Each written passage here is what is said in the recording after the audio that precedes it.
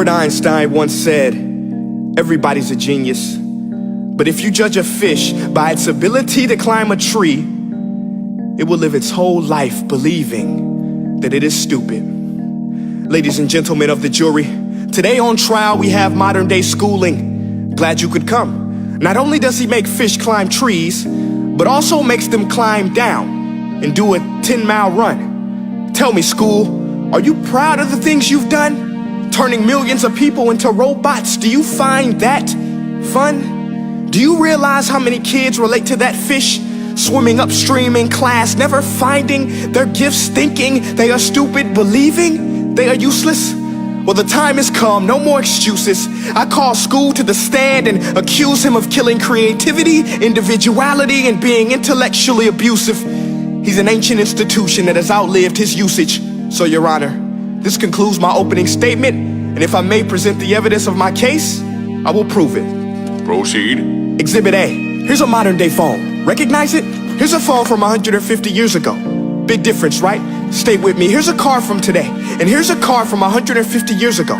Big difference, right? Well, get this. Here's a classroom of today, and here's a class we used 150 years ago. Now, ain't that a shame? In literally more than a century, nothing has changed. Yet you claim to prepare students for the future? But with evidence like that, I must ask, do you prepare students for the future or the past?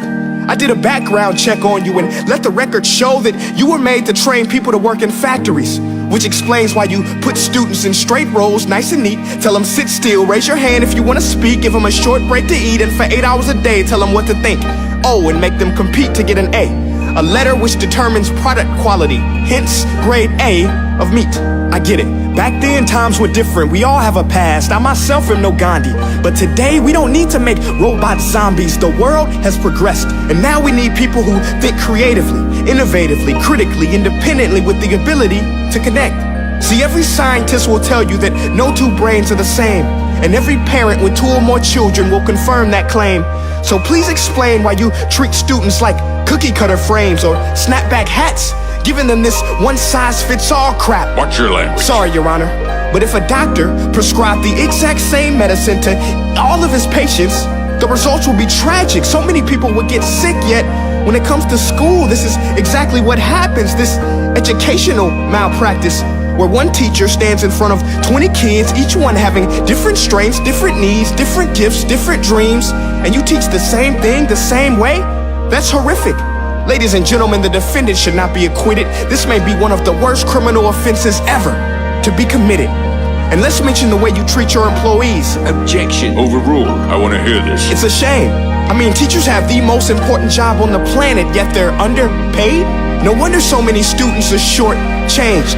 Let's be honest, teachers should earn just as much as doctors, because a doctor can do heart surgery and save the life of a kid, but a great teacher can reach the heart of that kid and allow him to truly live. See, teachers are heroes that often get blamed, but they're not the problem. They work in a system without many options or rights. Curriculums are created by policymakers, most of which have never taught a day in their life. Just obsessed with standardized tests. They think bubbling in a multiple choice question will determine success. That's outlandish. In fact, these tests are too cruel to be used and should be abandoned, but don't take my word for it. Take Frederick J. Kelly, the man who invented standardized testing, who said, and I quote, "These tests are too cruel to be used and should be abandoned." Ladies and gentlemen of the jury, if we continue down this road, the results will be lethal. I don't have much faith in school, but I do have faith in people. And if we can customize healthcare, cars, and Facebook pages, then it is our duty to do the same for education, to upgrade it, change it, do away with school spirit, because that's useless. Unless we're working to bring the spirit out of each and every student, that should be our task. No more Common Core. Instead, let's reach the core of every heart in every class. Sure, math is important, but no more than art or dance. Let's give every gift an equal chance. I know this sounds like a dream, but countries like Finland are doing impressive things. They have shorter school days. Teachers make a decent wage. Homework is non-existent, and they focus on collaboration instead of competition. But here's the kicker, boys and girls. Their educational system outperforms every other country in the world. Other places like Singapore are succeeding rapidly. Schools like Montessori, programs like Khan Academy, there is no single solution. But let's get moving, because while students may be 20% of our population, they are 100% of our future. So let's attend to their dreams, and there's no telling what we can achieve. This is a world in which I believe, a world where fish are no longer forced to climb trees. I'll rest my case.